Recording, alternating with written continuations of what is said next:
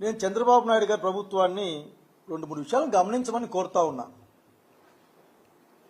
అసలు బాబు గారు మీరు ముఖ్యమంత్రిగా ఉన్నారు, అట్లాగే ప్రతిపక్షంలో కూడా ఉన్నారు.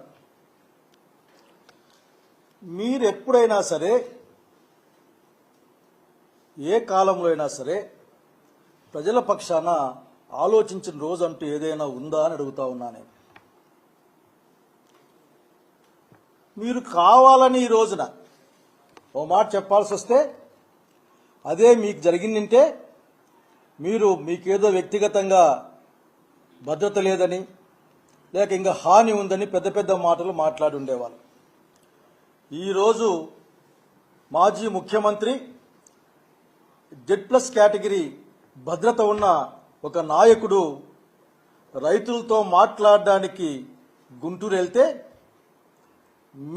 మీ కింద పనిచేసే లేకపోతే మీ యొక్క సూపర్విజన్లో పనిచేసే లా అండ్ ఆర్డర్ డిపార్ట్మెంటు అక్కడ చేతులు ఎత్తేసిందని చెప్పడం కంటే కూడా అక్కడ కనిపించకుండా పోయిన సంగతి దేన్ని తెలియజేస్తా ఉందని అడుగుతా ఉన్నాం. మీరు మాజీ ముఖ్యమంత్రి పట్ల మీరు ప్రవర్తించే తీరే అసలు ప్రజలు దాన్ని చెడ్డగా మాట్లాడుకుంటూ ఉన్నారు మిమ్మల్ని చూసి. ఇది మంచిది కాదని తెలియజేస్తా ఉన్నాం. అసలు మీరు ఏమనుకుంటున్నారో నాకు అర్థం కావడంలే.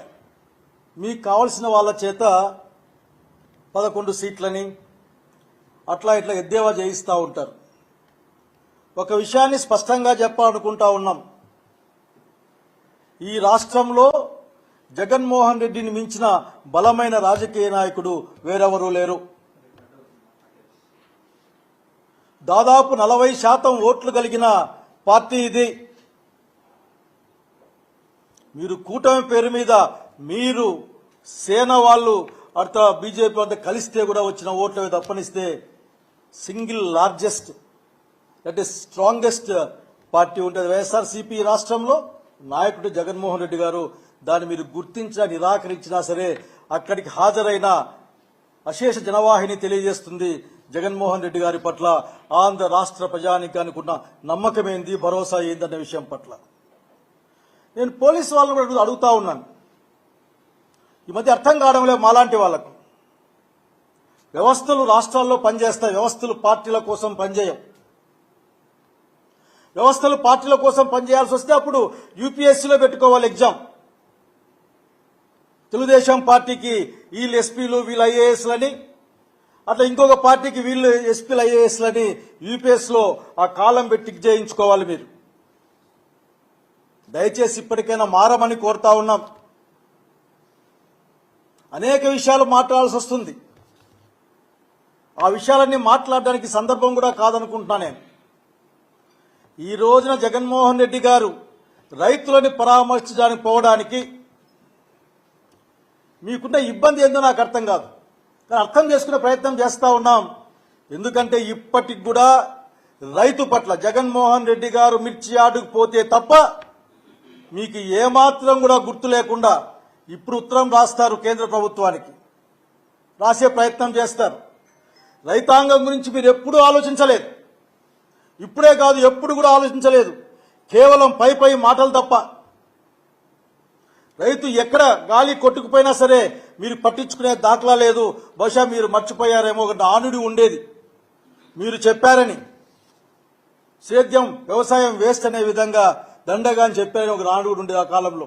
దాన్ని మీరు తిరిగి చెప్పడం మాకేం కనపడడంలే. ఇక్కడ అడుగుతా ఉన్నాం, మీరు ఎందుకు చంద్రబాబు నాయుడు గారు మీకు చాలా అనుభవం ఉంది, ఆ అనుభవంతో పాటుగా మీకు పెద్ద వయసు కూడా ఉంది, గౌరవించదగ్గ వాళ్ళు వయసు రీత్యా మీరు, కానీ వయసుతో పాటుగా మీ సామర్థ్యం కూడా తగ్గిందేమో అనిపిస్తూ ఉంది. మీరు మాట్లాడే మాటలకి చేస్తున్న పనులకి ఏమాత్రం పొంతన కనపడడం లేదు. రైతు కష్టాల్లో ఉన్నాడు. ఆంధ్రప్రదేశ్ రాష్ట్రంలో ప్రజల కొనుగోలు శక్తి పడిపోయింది. కేంద్రం నుంచి రావాల్సిన డబ్బుల్ని తెచ్చుకోవడంలో విఫలమవుతా ఉన్నారు మీరు. తెలంగాణకు 10,000 కోట్ల పైచిలకు వస్తే మనకు 5,000 కోట్ల పైచిలకే సెంట్రల్ స్పాన్సర్డ్ స్కీమ్ డబ్బులు వచ్చాయంటే అర్థం చేసుకోవాలా మనం ఎక్కడ ఏ విధంగా పనిచేస్తున్నామో. పరిపాలన అస్తవ్యస్తంగా ఉంది, సమాధానం చెప్పేవాళ్ళు లేరు. అవన్నీ ప్రజలు అడుగుతారని మీరు డైవర్షన్ పాలిటిక్స్లోకి తీసుకెళ్ళడం బహుశా అనుకుంటా ఉన్నాను. మీ వ్యూహకర్తలు ఎవరైనా ఉంటే వాళ్ళు ప్రతిరోజు ఏ విధంగా ప్రజల్ని డైవర్ట్ చేయాలి, ఆ రోజు సమయాన్ని డైవర్ట్ చేయాలి, సమస్యల్ని ప్రజల ముందుకు తీసుకురాకుండా సమస్యల పరిష్కారానికి ప్రజలు మాట్లాడకుండా ఇటువంటి వార్తల్లో ముంచి తేల్చాలని మాత్రమే మీరు ఆలోచిస్తున్నారని అనుకుంటా ఉన్నాను. అట్లాగే కాస్త మీరు ఆలోచించమని కోరుతా ఉన్నా. నిజంగా మీరు ఏం చేస్తున్నారో మీకు అర్థమవుతుందా? అసలు మీ ప్రయారిటీ ఏంది ఈ రాష్ట్రంలో? 9 నెలల కాలం వచ్చింది, మీ ప్రయారిటీ స్పష్టంగా చెప్పండి. మీ ప్రయారిటీ నాకు కనిపించింది ఏంటంటే బహుశా చంద్రబాబు నాయుడు గారు మొన్న ఒక మాట మాట్లాడారు, ప్రజాస్వామ్యం అంటే అని శుద్ధులు చెప్పారు.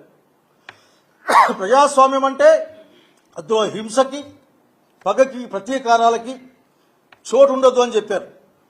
కరెక్ట్గా దాన్ని ఆలోచించమని చెప్తా ఉన్నా నేను.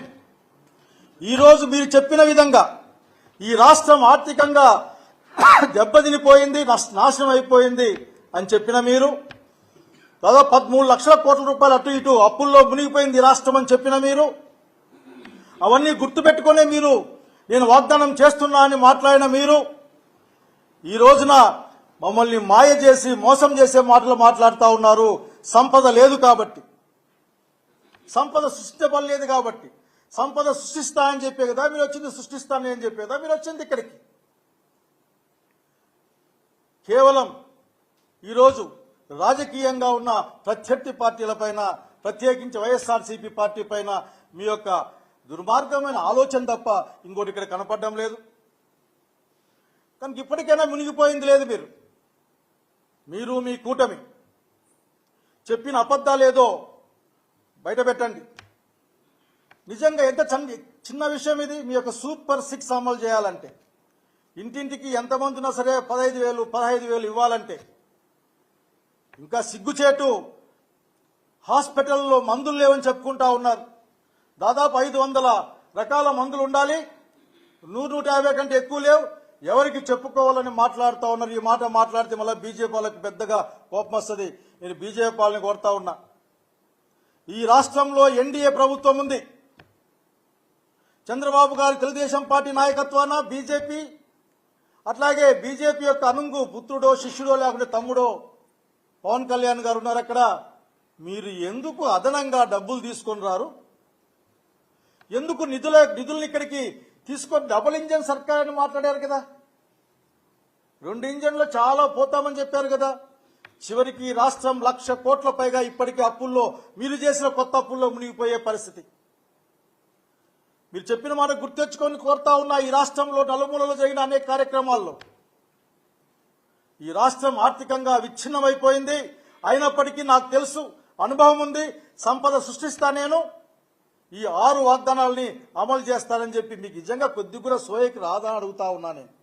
ఒక ప్రెస్ మీట్ పెట్టేసి అయ్యా నాకే డబ్బులు లేవు కాబట్టి నేను చెప్తానంటే ఆఖరికి ఆ రోజున ఎవరిని మోసం చేద్దామని, ప్రజల ఓట్లేస్తే లేక ఎన్నికలు అయిపోతే బ్రాకెట్లో ఈవీఎంలు ఉంటాయనుకోండి, ఇప్పటికీ లెక్క చెప్పండి 12.5 లక్షల ఓట్లు కూడా ఉంటాయనుకోండి. అంటే ఏరు దాటినాక బోడి మల్లన్న అని చెప్పే మాట తప్ప ఇంకోటి కాదన్న సంగతి గుర్తు చేస్తా ఉన్నాం. ఇప్పటికైనా సరే మాకు తెలిసిన విషయాలు ఉన్నాయి. ఆఖరికి మీరు గుంటూరు మిర్చి యార్డుకి Z+ కేటగిరీ ఉండి ఈ రాష్ట్రంలో అత్యంత శక్తివంతమైన నాయకుడు అక్కడికి పరామర్శకు వెళ్తా ఉంటే మీరు పోలీసు వాళ్ళని అక్కడ రక్షణ వలయాన్ని ఎందుకు ఏర్పాటు చేయలేకపోయారు? కావాలనే ఏర్పాటు చేయడం లేదని అక్కడ అందరూ మాట్లాడుకుంటా ఉన్నారు. బహుశా మీరు అనుకుని ఉంటారు, ప్రజలు ఈ రోజున జగన్మోహన్ రెడ్డి పక్షాన ఉన్నారు, రైతులు జగన్మోహన్ రెడ్డి పక్షాన ఉన్నారు, రైతులు వైఎస్ఆర్సీపీ ప్రభుత్వం యొక్క ఆలోచన విధానం పక్షాన ఉన్నారు, గతంలో ఉన్న ప్రభుత్వం ఆలోచన విధానం పక్షాన. కానీ మిమ్మల్ని కోరేది ఒక్కటే, నేను ఆఖరికి మీరు ఒక్క నిమిషం ఆలోచించి పనిచేయమని కోరుతా ఉన్నా. మీ ప్రయారిటీస్ చెప్పండి. కోర్టు కూడా చెప్పింది, అరెస్ట్ చేస్తారు, లోపలేస్తారు, కొడతారు అని బహుశా కోర్టు ఇప్పుడు కామెంట్ చేసింది. అది మీ ప్రయారిటీలో ఉందా ఫస్ట్ ప్రయారిటీ, లేక ప్రజలు ఉన్నారా? ప్రజల్ని ఫస్ట్ ప్రయారిటీలో పెట్టుకోమని చెప్పండి. జగన్మోహన్ రెడ్డి ఆలోచన విధానంలో, వైఎస్ఆర్సీపీ ఆలోచన విధానంలో ప్రజలు ప్రథమంగా ఉంటారు. ముఖ్యంగా రైతాంగం, అన్ని వర్గాల వాళ్ళు ఇందులో భాగస్వాములుగా ఉంటారన్న సంగతి గుర్తు చేస్తా ఉన్నాను.